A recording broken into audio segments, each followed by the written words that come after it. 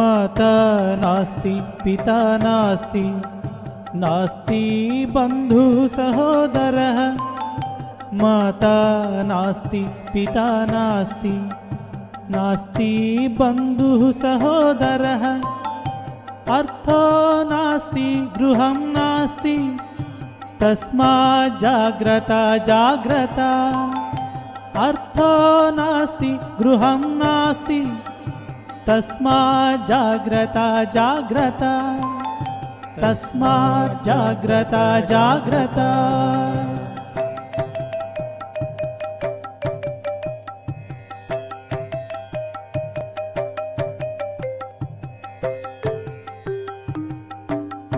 जन्म दुःखं जरा दुःखं जाया दुःखं पुनः पुनः जन्म दुःखं जरा दुःखं जाया दुःखं पुनः पुनः संसारसागरं दुःखं तस्मात् जाग्रता जाग्रता संसारसागरं दुःखं तस्मात् जाग्रता जाग्रता तस्मात् जाग्रता जाग्रता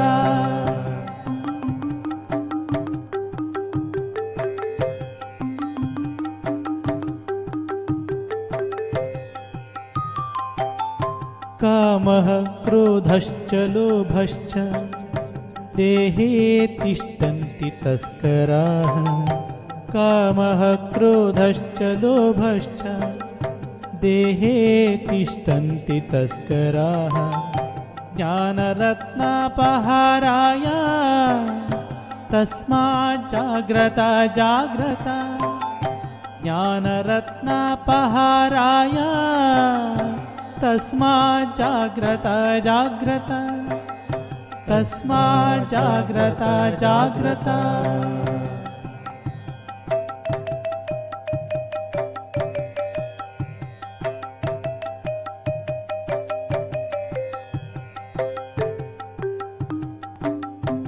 आशया बध्यते लोकः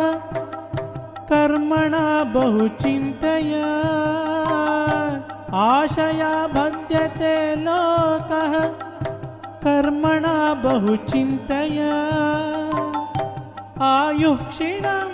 न जानन्ति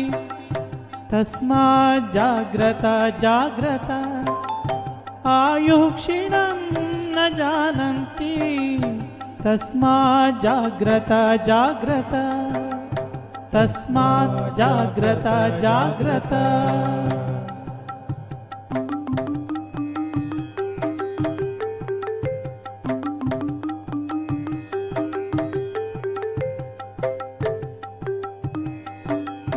सम्पदः स्वप्न संकाशः